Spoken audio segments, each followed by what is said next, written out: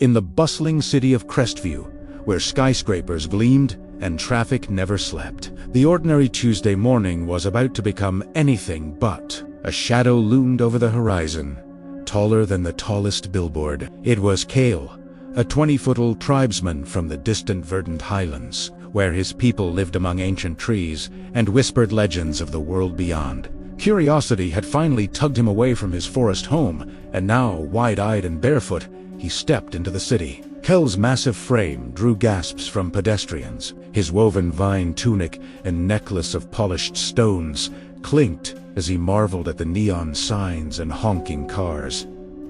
His destination, the Megamart, a sprawling supermarket that locals swore had everything. To Cale, it sounded like a treasure cave from his tribe's tailies. With a grin as wide as a river, he ducked through the automatic door's well.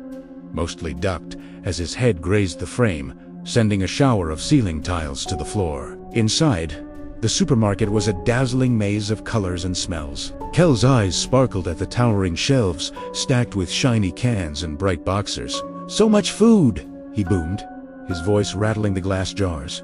Shoppers froze, clutching their carts. A toddler dropped his ice cream, staring up in awe. Cale, oblivious to the stir, reached for a display of watermelons, mistaking them for tiny fruits. His massive hand swept the pile, and watermelons rolled like boulders, bouncing into aisles and toppling a pyramid of cereal boxers. "Oops," Cale muttered, scratching his head. He tried to step back, but his foot caught a shelf of spaghetti sauce. Jars shattered, splattering red across the floor like a modern art disaster. Shoppers screamed, some fleeing, others filming on their phones. "City magic is fragile," Cale exclaimed, trying to scoop up the sauce with his hands, only to knock over a display of canned beans. The cans clattered, rolling under feet and tripping a delivery guy, who landed in a pile of squashed bread loaves. In the chaos, Mia, a young supermarket worker with a name tag pinned crookedly to her apron, pushed through the crowd. "Hey, big guy!" she shouted, hands on hips. Cale froze, a guilty look on his face, sauce dripping from his fingers. "You're turning my store into a war zone. What's your deal?" Cale knelt, his head still brushing the ceiling lights. "I am Cale, from Highlands. I seek city treasures, but make mess." His voice was soft now, like a storm calming. Mia sighed, seeing the sincerity in his eyes, which were the size of dinner plates. "All right, Cale. You broke it. You fix it. Help me clean this up before my boss fires me."